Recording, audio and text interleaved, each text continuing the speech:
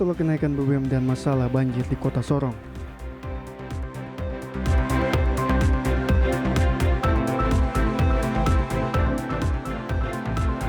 Aksi pemalangan jalan umum kembali terjadi di kawasan Jembatan Sahara.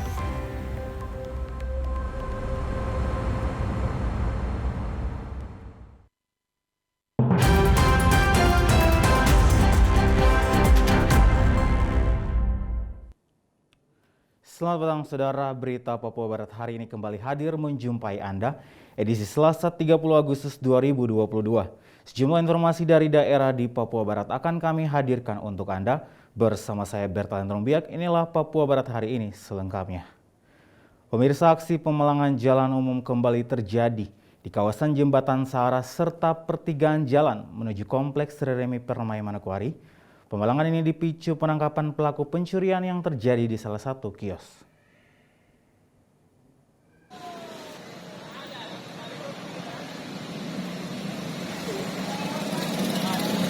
Masa sempat membakar ban bekas di lokasi jalan yang dipalang menggunakan kayu dan pohon yang ditebang di sekitar Jalan Yosudarso pada Senin 29 Agustus 2022 kemarin.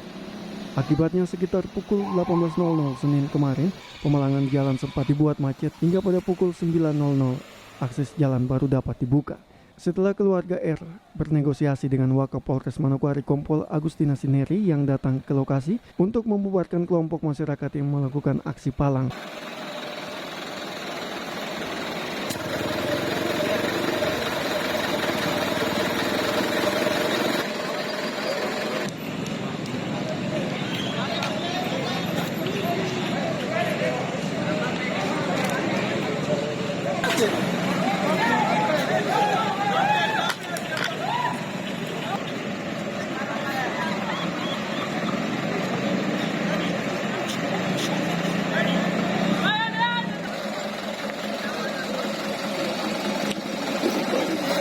Pertemuan dengan Wakapolres, warga sempat meminta agar kerabat mereka yang ditahan oleh pihak keamanan karena kasus pencurian pada tanggal 27 Agustus 2022 lalu di salah satu tempat perbelanjaan segera dibebaskan. Namun hal itu masih akan dikoordinasikan oleh Kapolres Manokwari yang saat ini masih berada di luar daerah. Aksi palang yang berlangsung cukup lama sempat membuat kendaraan roda 2 maupun roda 4 dari arah Sanggeng dan sebaliknya harus memutar balik melewati jalan alternatif. Tim Liputan TVRI Papua Barat melaporkan. Saudara, menolak rencana pemerintah menaikkan harga BBM dan juga meminta pemerintah Provinsi Papua Barat menyelesaikan masalah banjir di Kota Sorong, Himpunan Mahasiswa Islam atau HMI melakukan aksi demo ke kantor Wali Kota Sorong. Aksi demo Himpunan Mahasiswa Islam turun ke jalan melakukan aksi demo penolakan rencana perintah kenaikan harga BBM dan masalah banjir yang terjadi di Kota Sorong, Papua Barat pada Senin 29 Agustus 2022. Sejumlah mahasiswa awalnya berkumpul di Taman Sorong City atau tepatnya di depan Bandara Deo, Jalan Basuki Rahmat, kilometer 7 Kota Sorong. Masa kemudian melakukan aksi long march menuju kantor Wali Kota Sorong. Ratusan personil Dalmas dari Polres Sorong Kota ikut mengawal aksi massa di sepanjang jalan hingga tiba di halaman kantor Wali Kota Sorong. Kedatangan sejumlah mahasiswa ke kantor Wali Kota bertepatan dengan rapat koordinasi pemerintah Provinsi Papua Barat dan pemerintah Kota Sorong terkait penanganan banjir dan tanah longsor. Salah satu perwakilan pendemo, Manaf Rumodar, menyampaikan sikap menolak rencana pemerintah akan menaikkan harga BBM dari Rp7.600 menjadi Rp10.000. Selain itu, sejumlah mahasiswa juga mendesak pemerintah kota maupun Provinsi Papua Barat menyelesaikan kondisi banjir yang terjadi di Kota Sorong. Selain itu, bantuan pemerintah kepada korban banjir harus disalurkan tepat sasaran khusus bagi korban yang terdampak.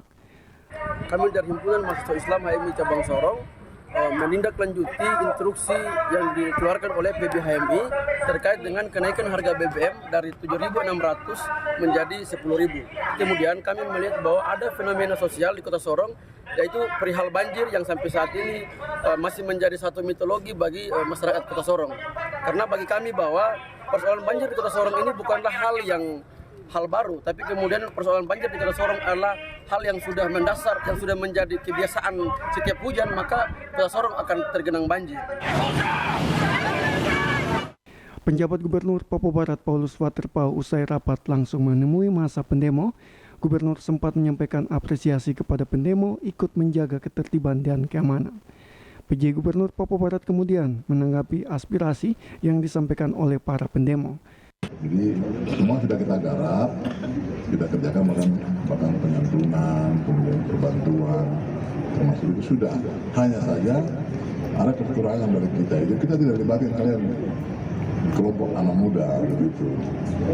Jadi kita hanya bergerak dengan cepat, melibatkan pengurus RT RW, pengurus kelurahan, distrik, dan kepala pimpinan OPD di sini. Kerja cepat untuk menggarap itu semua. Sehingga mungkin informasi yang ada orang belum terima secara utuh gitu. Tapi boleh, itu tetap menjadi kontrol bagi kami untuk cek.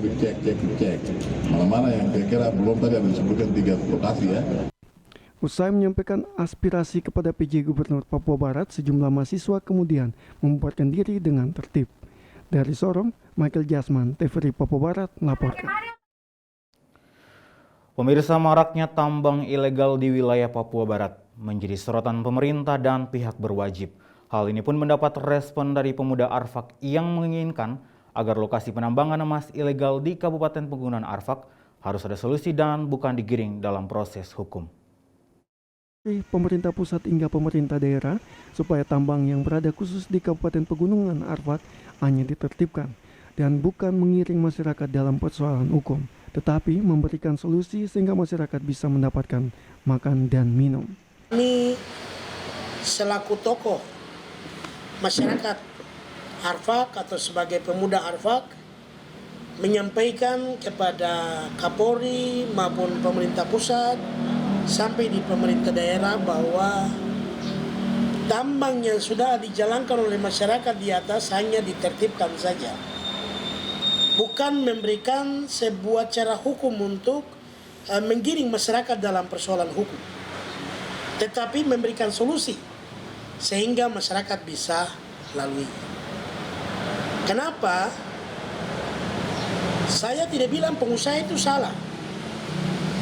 Karena rakyat membutuhkan, maka dia datang ambil pengusaha dengan modal untuk dia bisa kerja. Supaya dia dapatkan makan dan minum. Sius menyebutkan penyisiran boleh saja dilakukan pemerintah dan penegak hukum sebagaimana memberikan pencerahan kepada masyarakat sekaligus menata kawasan tambang agar apa yang diinginkan ini bisa tercapai sesuai dengan keinginan yang diinginkan oleh masyarakat sekitar supaya lebih baik. Sius mengatakan secara aturan mereka bisa mendaftarkan diri kepada koperasi yang ada agar diplohap pemerintah untuk mempercepat agar masyarakat kembali melakukan aktivitas tanpa adanya larangan di wilayah lokasi tambang. Pemerintah pusat maupun penegak hukum hanya memberikan solusi. Penyisiran boleh terjadi tetapi tidak memberikan cara hukum kepada seseorang pun. Tetapi itu memberikan sebagai satu peringatan dan menata untuk masyarakat bisa beraktivitas sesuai dengan yang masyarakat mau ingin mengolah. Nah, secara aturan bahwa mereka bisa daftarkan diri kepada koperasi yang ada. Seperti di sini ada koperasi Medan Kayu Otkensisa, terus koperasi Warsirawi Mandiri, terus koperasi Mantet Mandiri. Ini koperasi yang didirikan oleh masyarakat yang harus dikelola oleh pemerintah untuk dicepatkan untuk menyelesaikan sehingga masyarakat bisa beraktivitas secara aturan. Secara aturan IPR itu bahwa 200 meter dari bibir sungai itu bisa dilakukan oleh IPR. Kalau sudah lewat dari situ berarti bukan IPR lagi, itu sudah melanggar aturan negara. Bahwa harus izin itu terjadi, harus ada izin dari pemerintah pusat terhadap hutan lindung atau cagar alam. Diketahui sebelumnya pemerintah meminta agar tambang emas ilegal yang beroperasi di Kabupaten Manokwari dan Pegunungan Arfak, Papua Barat harus ditutup. Salah satunya alasannya lantaran tambang emas tak berizin itu beroperasi di dalam wilayah kawasan konservasi. Natalindo Kerawai, TVRI Papua Barat melaporkan. Pemerintah Provinsi Papua Barat mengucurkan dana sebesar 5 miliar untuk membantu penanganan dampak banjir dan tanah longsor yang terjadi di Kota Sorong, Papua Barat. Ya, artinya bahwa ada Hal itu disampaikan penjabat Gubernur Papua Barat di sela-sela rapat koordinasi pemerintah Provinsi Papua Barat bersama pemerintah Kota Sorong terkait penanganan bencana banjir dan tanah longsor yang berlangsung di Gedung Balai Kota Lambertus Jitmau Senin 29 Agustus 2022. PJ Gubernur Papua Barat Paulus Waterpau mengatakan tanggap darurat pasca terjadi banjir dan tanah longsor di Kota Sorong perlu dilakukan kerja cepat bersinergi antara pemerintah provinsi dan pemerintah Kota Sorong untuk menangani persoalan yang terjadi di wilayah yang terdampak musibah. Gubernur menambahkan, untuk penanganan banjir di Kota Sorong, pemerintah Provinsi Papua Barat telah mengucurkan dana sebesar 5 miliar dalam rangka penanganan musibah banjir bagi masyarakat yang terkena dampak banjir dan tanah longsor. Untuk bantuan tahap pertama menurut Gubernur sebesar 2 miliar, bantuan itu diperuntukkan khusus bagi warga seperti bantuan sembako, rehabilitas dan bantuan kerusakan rumah warga dan tempat beribadah gereja dan masjid. Paulus juga menyampaikan kehadiran dirinya sebagai gubernur tidak hanya untuk sekedar bicara, namun kedatangannya untuk membawa solusi. kita dari provinsi harus turun langsung. Karena apa? Kita ada di sini bersama dengan pemerintah di kota ini, juga kabupaten nanti, untuk menangani semua persoalan-persoalan yang terjadi di wilayah ini. Kami kemarin misalkan saja dalam rangka mendukung pemerintahan kota, kita bantu dana yang saya sudah jelaskan 5 miliar, tapi kita baru kucurkan hari ini baru masuk karena Jumat kemarin udah sore ya, baru masuk 2 miliar. Nanti mereka akan, Bapak Wali Kota dengan tim akan pakai dana itu untuk melakukan langkah-langkah rehabilitasi, perbaikan dan juga bantuan-bantuan ya kemanusiaan kepada yang kena bencana. Nanti mereka pertanggungjawabkan, baru kita kirim lagi tambahan bantuannya. Itu sistemnya begitu. Itu contoh ya, contoh. Jadi hadirnya gubernur itu tidak hanya datang terus bicara-bicara, nasihat-nasihat, itu sudah zaman dulu. Kita datang harus dengan sebuah solusi, kira-kira begitu. Penjabat Gubernur Papua Barat Paulus Waterpau telah membentuk tim kerja penanganan banjir Kota Sorong yang diketuai Kepala Bapeda Provinsi Papua Barat. Sejumlah titik yang diduga penyebab banjir, sejumlah alat berat sudah dikerahkan untuk mengeruk lumpuran tanah agar aliran air bisa normal kembali. Dari Sorong, Michael Jasman, TVRI Papua Barat melapor. Pemirsa, jajaran TNI Angkatan Laut Komando Armada 3 menyambut kedatangan kapal rumah sakit terbaru buatan anak bangsa KRI Dr. Wahidin Sudirohusodo 991. Kapal tersebut akan memperkuat wilayah kerja Koarmada 3.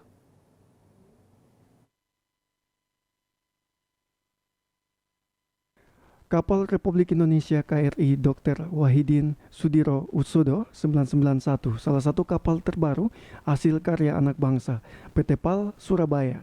Kapal ini merupakan jenis bantu rumah sakit sepanjang 124 meter. KRI Dr. Wahidin Sudirohusodo 991 diserahkan dan diresmikan masuk ke jajaran TNI AL pada tanggal 12 Januari 2022. KRI Dr. Wahidin Sudirohusodo masuk dalam jajaran Satuan Kapal Bantuan Koarmada 3 yang memiliki fungsi dalam rangka mendukung layanan kesehatan di darat, laut, dan udara, serta mendukung operasi militer perang. KRI Dr. Wahidin Sudirohusodo 991 tiba di Pelabuhan Lantamal 14 Sorong sekitar pukul 8.30 waktu Indonesia Timur pada Selasa 29 Agustus 2022 dengan disambut upacara militer dan tarian adat Papua dan pemberian cenderamata kepada Kapten Kapal KRI Dr. Wahidin Sudirohusodo bersama awak kapal prajurit TNI Angkatan Laut. Panglima Koarmada 3 Laksamana Muda TNI Irfansyah menyampaikan terima kasih kepada Kepala Staf Angkatan Laut Laksamana TNI Yudo Margono telah memberikan bantuan kapal baru KRI Dr. Wahidin Sudirohusodo 991 yang akan memperkuat wilayah kerja Pangkalan Koarmada 3. Pangkoarmada 3 menjelaskan Dr. Wahidin Sudirohusodo 991 disematkan sebagai nama kapal perang merupakan pahlawan nasional sebagai seorang dokter di masa perjuangan. Dari inspirasi tersebut diharapkan kapal perang canggih yang memiliki peralatan setara dengan rumah sakit tipe C mampu menjangkau seluruh pelosok negeri, utamanya di wilayah kerja Koarmada 3. Ia menambahkan kapal rumah sakit dengan jumlah personil 158 prajurit KRI mampu membawa 69 tenaga medis dan dapat menampung 159 pasien. Adapun peralatan medis berupa merawat mata, rawat gigi, rawat inap, radiologi, hingga unit operasi yang canggih termasuk ruang ICU. Semuanya, hari ini kita kedatangan kapal perang baru milik Koarmada 3 yang ditugaskan untuk kita bina dari Bapak Kepala Staf Angkatan Laut, Bapak Laksamana TNI Yudo Margono, sudah memberikan Koarmada 3 sebuah kapal baru dengan nama KRI Dr.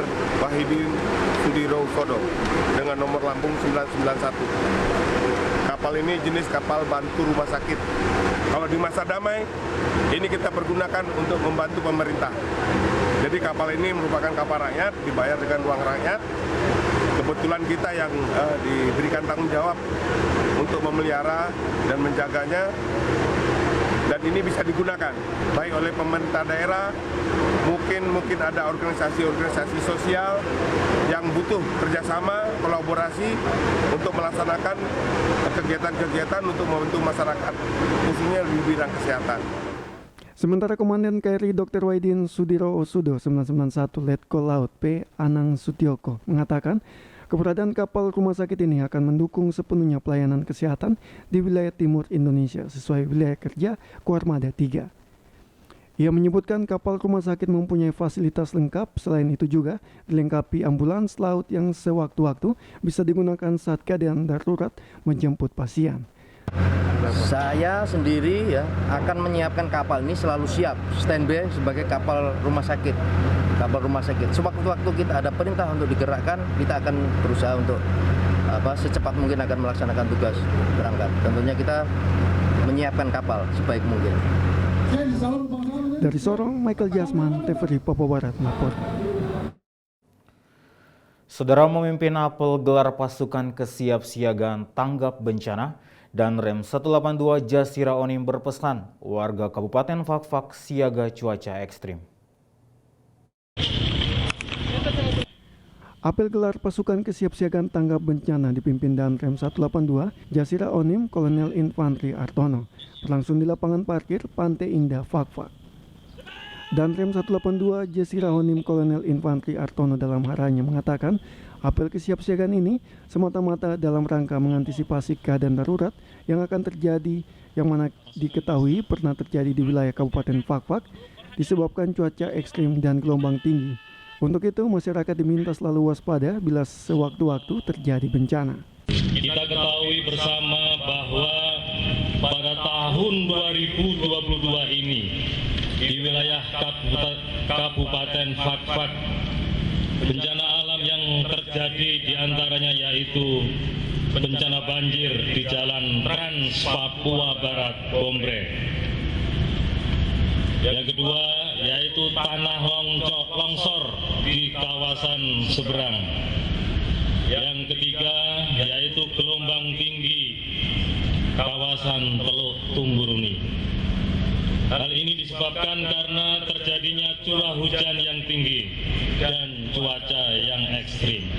Abdul Hamid Atala, PLT Kepala Badan Penanggulangan Bencana Daerah Kabupaten Fakfak, menyatakan instansinya siap dan akan bersinergi dengan semua instansi terkait dan apel ini dianggap penting untuk kesiapsiagaan tanggap bencana yang sewaktu-waktu datang sebagaimana dalam tahun ini di Fakfak ada beberapa titik bencana diantaranya banjir rob di pantai pesisir yang menerjang Pasar Wagom, banjir di Jalan Trans Bomberai, dan tanah longsor di Kampung Mambuni-Buni.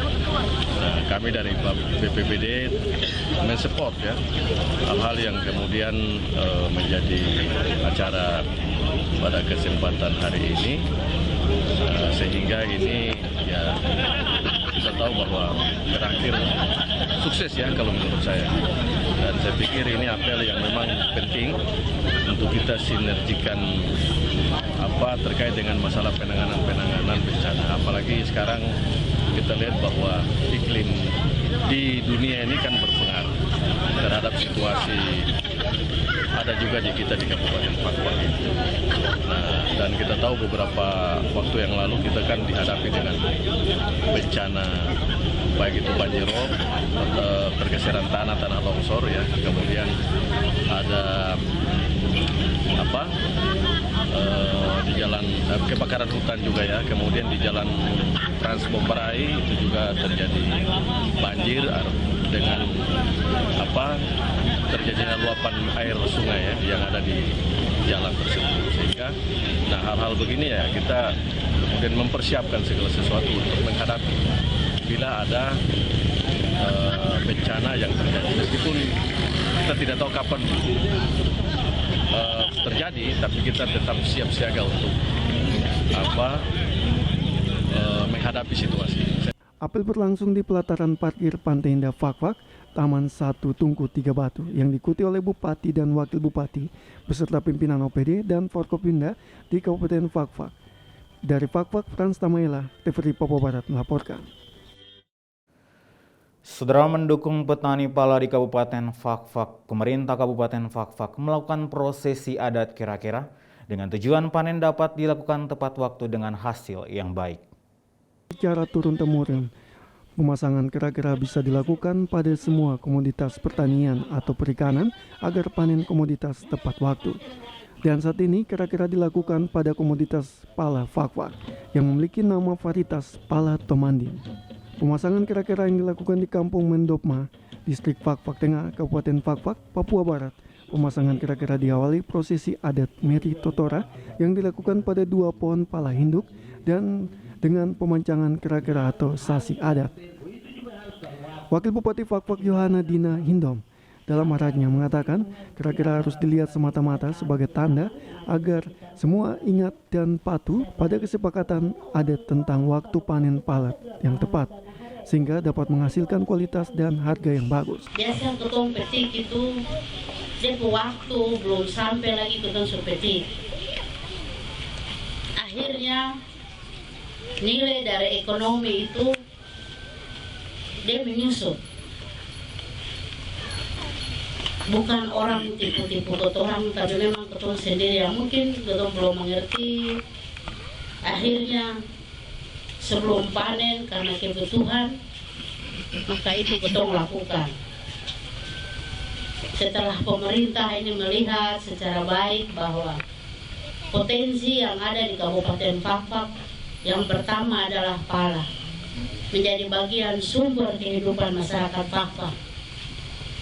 Oleh sebab itu, dari waktu ke waktu, dari satu kepemimpinan ke kepemimpinan lain, baik itu bupati, pimpinan OPD yang secara khusus, kamu punya saudara, kamu punya anak, Pak Tamasya, baru dia lihat sampai ke dalamnya. Bagaimana untuk Tom bisa mempertahankan Tom punya pala ini dengan nilai ekonomi yang baik.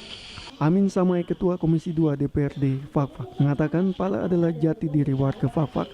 Oleh sebab itu, masyarakat di Fak-Fak harus sepakat dan terus menjaga dan merawat tanaman yang telah dibuat leluhur untuk mendapatkan pala yang bermutu baik. Tabung kekera berarti kita yang harga diri ada kemke. Artinya hari ini kita berdiri bikin kekera. Keluarga semua melihat bahwa yang tadi ketemu mama perempuan, ketemu saudara, ketemu berdiri. Berarti kita sudah tahu itu siapa yang pertaruhkan harga diri itu. Kalau saya melihat dari sisi adat, sehingga ini harga diri kita orang.